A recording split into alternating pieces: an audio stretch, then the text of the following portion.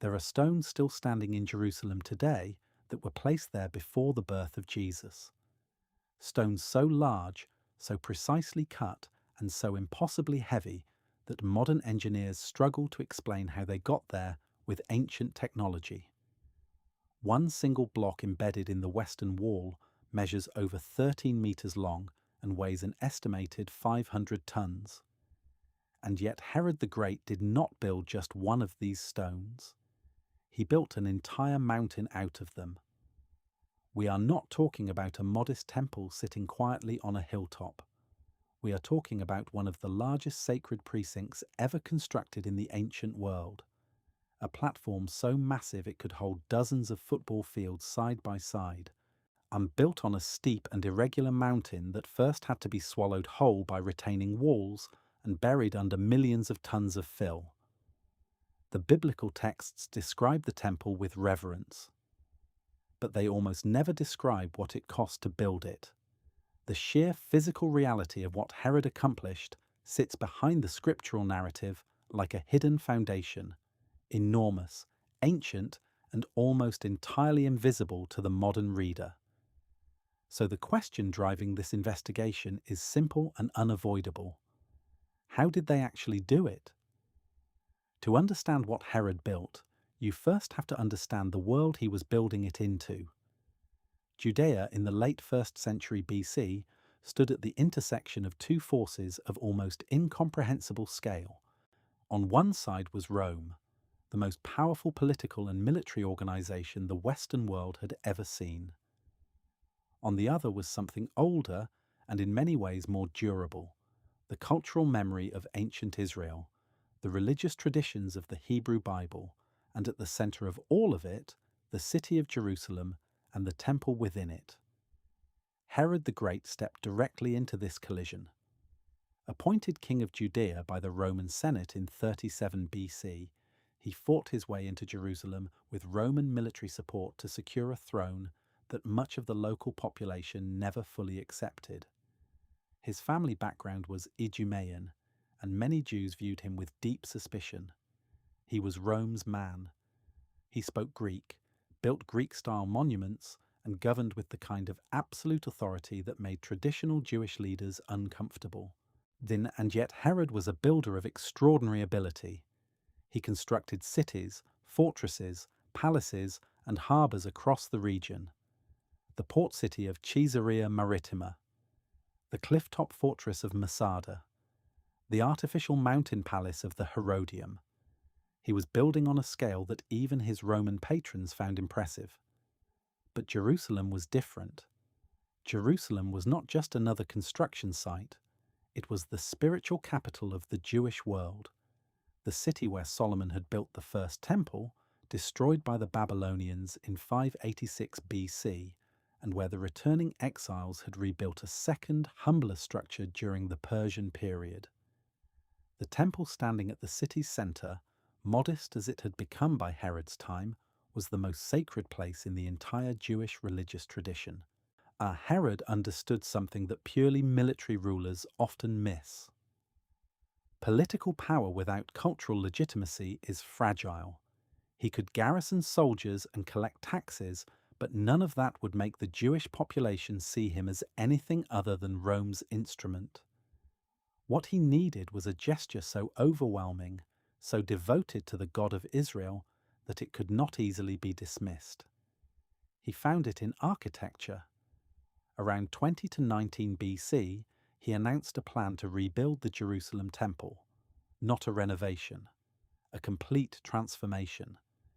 Josephus records that Herod assembled 1,000 wagons for transporting stone, trained 10,000 skilled craftsmen, and ordered 1,000 priests to be specifically trained in construction techniques. Because under Jewish religious law, the inner areas of the temple could only be built by men ritually qualified to enter them. Before the first stone was cut, Herod had already solved a logistical and religious problem that no previous builder had faced in quite that way. That is the world this investigation now enters. Before we can understand what Herod built, we have to understand the physical problem he was solving. And that problem begins with the ground itself. The hill known as Mount Moriah, the site traditionally associated with Abraham's near sacrifice of Isaac and the location of Solomon's temple, was not a flat or convenient building site. It was a natural limestone ridge rising above the valleys on three sides: the Tyropoeon Valley to the west, the Kidron Valley to the east, the narrowing slope dropping south toward the Pool of Siloam. The summit was roughly triangular, irregular, and nowhere near large enough to support the complex Herod was envisioning. The platform known today as the Temple Mount measures approximately 480 meters from north to south and around 300 meters from east to west. A total surface area of roughly 144,000 square meters, or about 35 acres. That is larger than 20 American football fields placed side by side. It is one of the largest religious precincts built in the ancient world, larger than any comparable sanctuary in Greece or Egypt.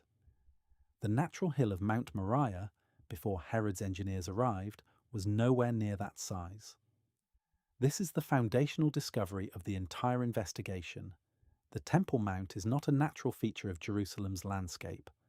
It is an artificial platform created by one of the most ambitious earth-moving operations in the ancient Near East. To create it, Herod's builders had to do something that sounds almost impossible. They built a box around the mountain and filled it in. Enormous retaining walls were constructed along the slopes of Mount Moriah, some rising from the valley floors to heights of 30 meters above their foundations, which themselves went many meters deeper into bedrock. Behind these walls, the enclosed space was packed with earth, rubble, and fill material, gradually building the ground level up until a vast flat surface was created at the top. The southern wall, the northern wall, the eastern wall along the Kidron Valley, the western wall, these were not decorative features. They were the structural skeleton of an artificial mountain, holding back millions of tons of fill pressing outward from within. They had to do it for centuries, through earthquakes and military sieges and the weight of every building placed above. Some of them are still standing. That fact alone should stop you cold. The engineering begins with the stones themselves, and this is where the investigation enters territory that genuinely defies easy explanation. The limestone used in the retaining walls was quarried primarily from sites north of Jerusalem. Archaeological investigations have identified several ancient quarry complexes in the area, including one large quarry known as Zedekiah's Cave, which extends beneath the northern portion of the Old City. These quarries show clear evidence of ancient cutting operations. The stepped extraction faces, the channels cut around large stones to free them from surrounding rock, the cut marks still visible in the bedrock today. The quarrying process used iron picks, chisels, and wedges to score the limestone and then crack it along pre-cut lines.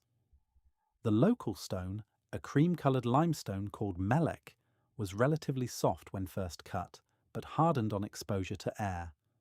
Well suited for construction, workable when needed, durable when placed. The scale of individual blocks used in the retaining walls is what creates the modern sense of disbelief. The most famous example is visible today in the western wall. A block sometimes called the Western Stone measures approximately 13.6 meters long, 3.5 meters tall, and an estimated 3.5 meters deep into the wall. Its weight has been estimated at between 517 and 600 tons, roughly equivalent to 600 small cars, heavier than some modern naval destroyers, and one of the heaviest stones ever placed in a man-made structure anywhere on Earth. And it is not alone. Archaeologists working along the Western Wall Tunnel, the underground excavation running along the base of the Western Retaining Wall, have identified additional stones in the same weight class. One stretch contains stones estimated at 350 to 400 tons each. Another section includes blocks in the 100 to 200 ton range, placed in careful horizontal courses without a drop of mortar. When you stand in the Western Wall Tunnel today, walking along the base of the wall in the narrow excavated passage, the scale becomes physically overwhelming.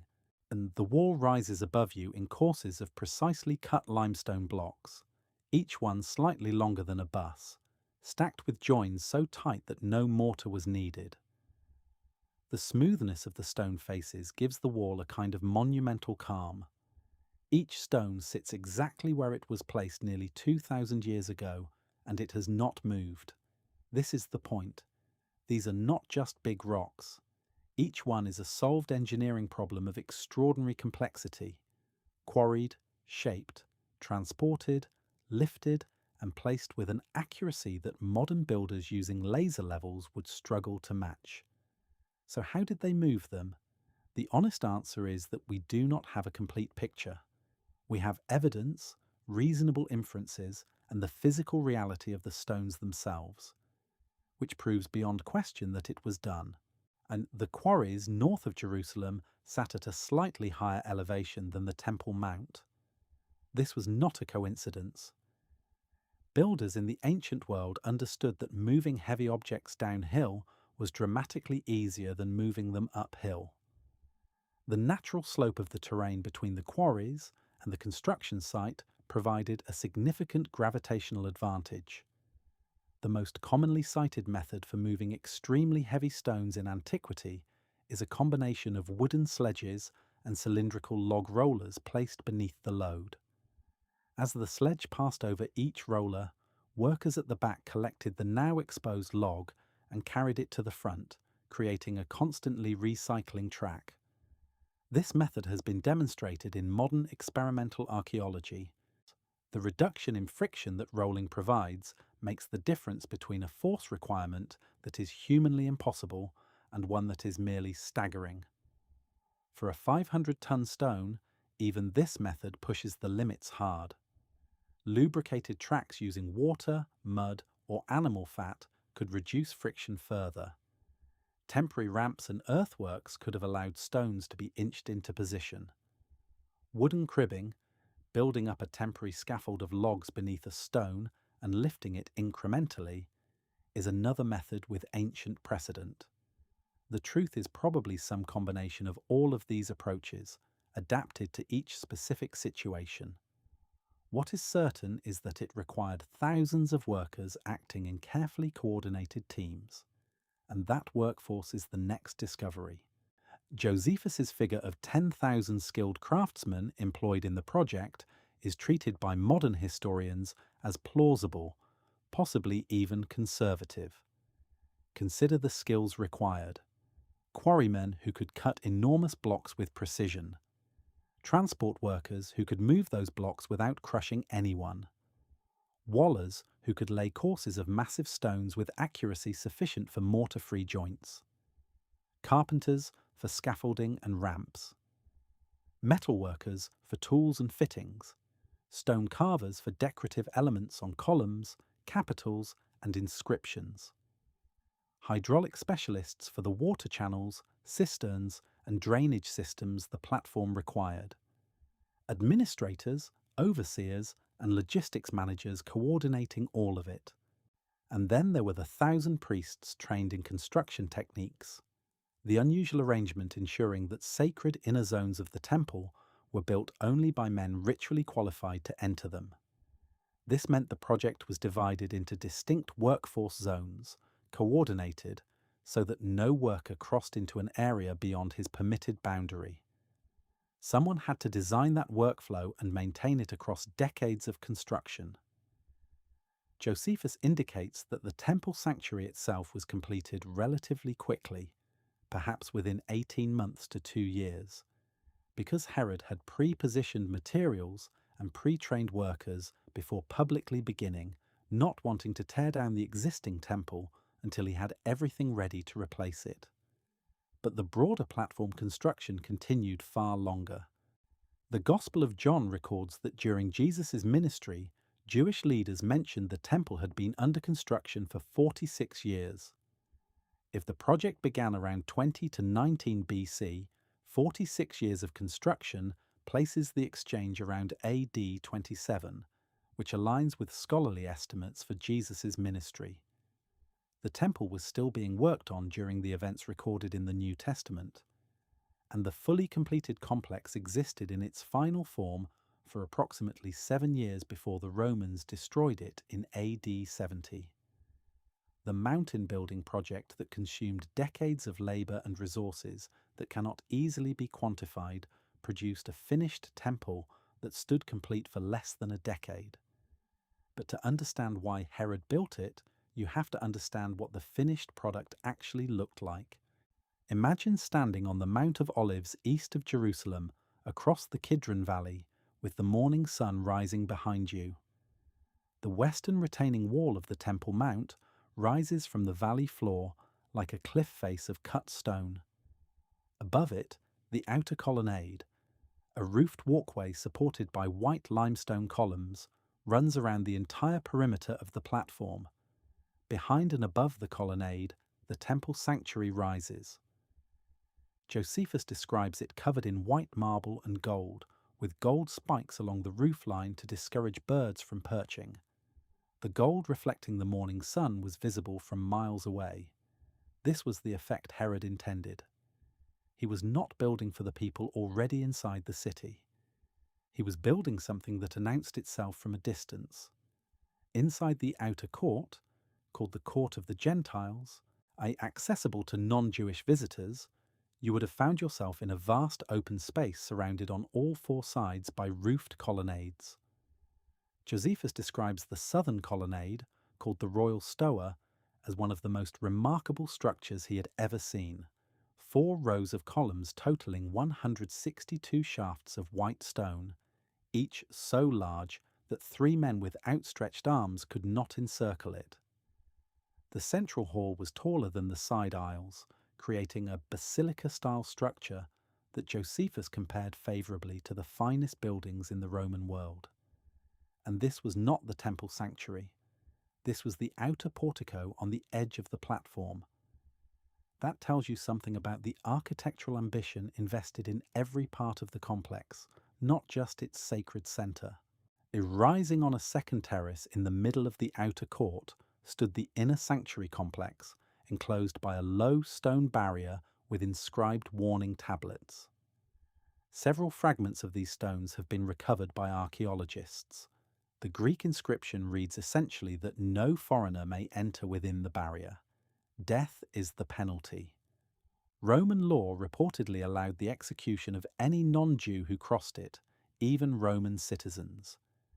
Beyond this barrier, through ascending courts for women and men respectively, past the Nicanor Gate, described in rabbinic sources as having extraordinary bronze doors, stood the altar of burnt offerings, and behind it the sanctuary itself, the Haichal, the building the entire mountain had been reshaped to support.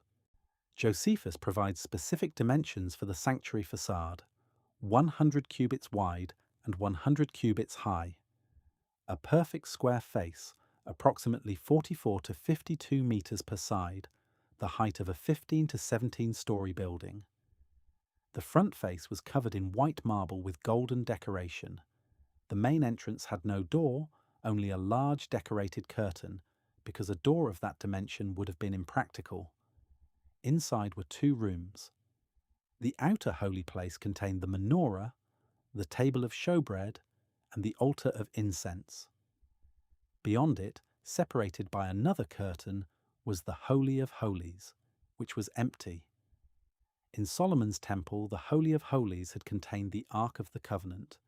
The Ark had been lost, carried off, destroyed, or hidden during or before the Babylonian destruction in 586 BC. No source records its fate with certainty.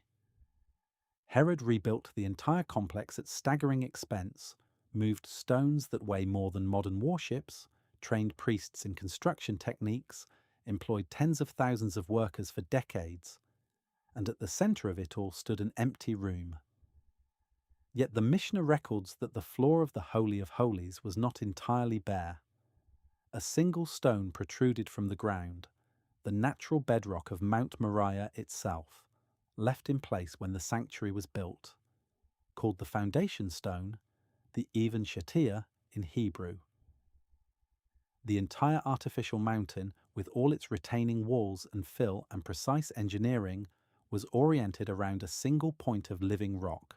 And that detail connects Herod's temple, this monument of Roman-era ambition, directly back to the ancient traditions he claimed to be honouring.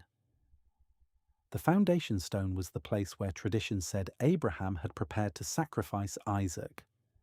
It was the axis of Jerusalem's sacred geography. And Herod, for all his Greek education and Roman political pragmatism, left it untouched. Now consider what the platform itself contained beyond the buildings on its surface. Below the southern portion of the Temple Mount, a massive vaulted underground space exists, known today as Solomon's Stables, a Crusader-era name with nothing to do with Solomon.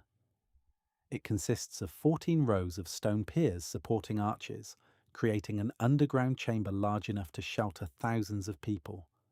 This was not a stable in Herod's time.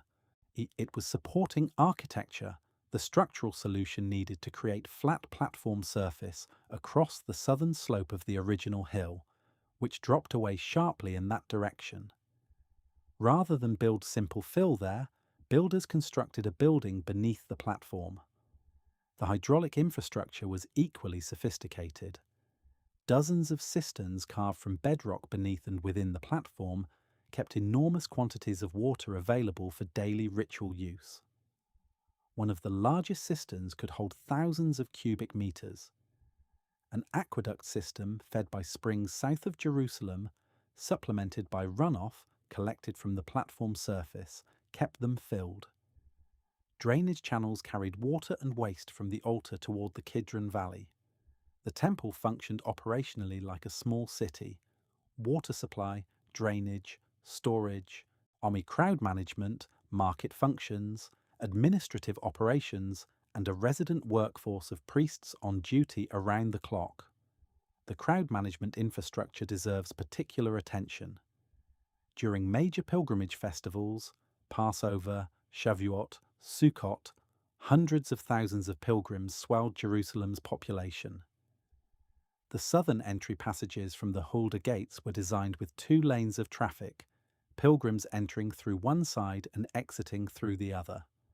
The staircases on the southern wall approaching these gates were built with alternating step widths, a wide step, then a narrow one, a design that naturally slowed foot traffic and reduced the risk of crowd crushes.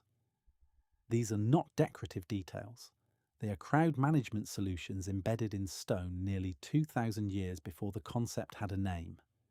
How do we reconstruct all of this from a building largely destroyed 2,000 years ago? The sources converge from several directions. Josephus, the 1st century Jewish historian who had personal knowledge of the temple, having served as a priest in Jerusalem before the Roman-Jewish War, provides the most detailed literary descriptions, including dimensions, materials, and visual appearance. His 2 major works, The Jewish War and Jewish Antiquities, are not perfectly consistent with each other, and modern scholars debate some of his figures. But his overall picture of the temple's scale and design aligns broadly with the archaeological evidence. The Mishnah tractate Midot, meaning measurements, compiled around AD 200, preserves traditions maintained by priestly families with direct memory of the temple. It provides specific architectural dimensions for the inner courts and buildings that no other source matches, though not all of its numbers align perfectly with Josephus. Physical archaeology along the southern and western walls of the Temple Mount, led primarily by Benjamin Mazar, beginning in 1968, uncovered the ancient street levels, remains of the Robinson's Arch staircase, portions of the Hulda Gate passages, column drums and architectural fragments fallen from the colonnades, and inscribed stones including fragments of Hebrew language dedications. Inside the Temple Mount itself, large-scale excavation is not currently possible. The site remains an active Muslim religious site administered by the Waqf, but surveys conducted over centuries have mapped the underground cistern network and the vaulted spaces beneath the platform. One particularly striking find from the cistern surveys. Several underground chambers carry ancient Hebrew or Aramaic graffiti on their walls, workers' marks possibly, or scratched dedications left by the men who cut the cisterns from bedrock. These small scratched marks are among the most direct personal traces left by the thousands of anonymous workers who built the temple complex. Most of them left no other record of their existence. The platform they built, however, has outlasted everything. The destruction came in AD 70, at the end of a 4-year Roman-Jewish war. The Roman general Titus besieged Jerusalem with an army of approximately 60,000 soldiers. After roughly 5 months, the walls fell and fighting moved into the city and eventually to the Temple Mount, and Josephus indicates that a Roman soldier threw a burning torch through an opening into the sanctuary, setting fire to the interior. Once fire took hold, the enormous heat melted the gold fittings and drove liquid metal down through the joints between stones. Later soldiers, knowing gold had flowed into the cracks, reportedly pried the stones apart to retrieve it. Some scholars connect this tradition to the Gospel account of Jesus, predicting that not one stone of the temple would be left upon another, a statement that may describe not just military destruction, but the thoroughness of the looting that followed. What remained was ruin. The massive retaining walls survived, too enormous to demolish, but the colonnades were burned, the sanctuary was destroyed, and the platform was cleared. The loss of the temple forced a transformation in Jewish religious life that continues to shape Judaism today. Without the temple, sacrifice was impossible. Without sacrifice, the entire system of priestly religion described in the Torah could no longer function in its historical form. Judaism reorganized around prayer, Torah study, and the synagogue. The rabbis who compiled the Mishnah and later the Talmud were navigating this transformation, building a form of Jewish life that could survive the loss of its physical center. The tractate Middot, with its careful measurements of every court and gate and chamber, was preserved not because the temple still existed. It was preserved because someday, according to Jewish hope, the temple would be rebuilt. When that time came, you would need to know exactly how it was built before. And now the investigation arrives at its final reflection. The stones of the Temple Mount retaining walls are still standing in Jerusalem. You can go and touch them. The Western Wall Plaza, the open area before the surviving section of the Western retaining wall, is one of the most visited sites on Earth. Millions of people stand before those stones every year. They press prayers written on small slips of paper into the joints between the blocks. They touch the surface. They weep. What they are touching is Herod's engineering. The stones they press their prayers into are the work of labourers who have been dead for 2,000 years, men who cut limestone from the bedrock north of the city, shaped it with iron chisels, moved it on wooden sledges and rollers, and placed it with a precision that required no mortar because the geometry itself was sufficient. Those workers left no names. Most of them left nothing except the stones. But the stones encode everything the investigation has been trying to understand: the ambition, the politics, the religious devotion, the extraordinary human effort, the convergence of ancient tradition and imperial-era engineering that made the Jerusalem Temple one of the genuinely remarkable achievements of the ancient world.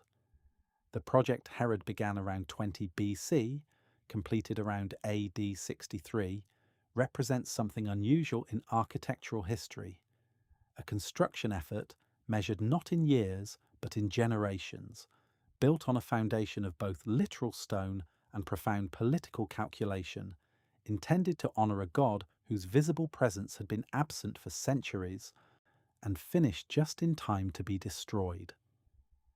The Romans who destroyed the temple thought they were ending something. They were right about the physical structure. But the institution they destroyed had already, in the decades surrounding its completion, generated consequences that would reshape the entire world they lived in. The temple was the backdrop for events whose significance neither Herod nor the Romans, nor probably the participants themselves, fully understood at the time. The quarrymen and transport workers and masons who built Herod's temple had no way of knowing that the stones they placed would be studied 2,000 years later, that a fragment of one retaining wall would become the holiest accessible site in Judaism, that the platform they created would remain one of the most contested pieces of ground in human history. They were just trying to move the stone, and somehow, against the full weight of physical impossibility, they did. So here is the question the investigation leaves you with. When you look at what it actually took to build Herod's temple, the mountains of stone, the army of workers, the decades of effort, the political calculation woven through every course of masonry, does that scale of human investment make the temple more meaningful? Or does it change the nature of that meaning in ways we have not yet finished working out? If this investigation reshaped how you think about the world behind the biblical text, subscribe to stay with the investigation as it continues. Leave your answer in the comments. And if someone you know would see the physical world of the Bible differently after watching this, share it with them.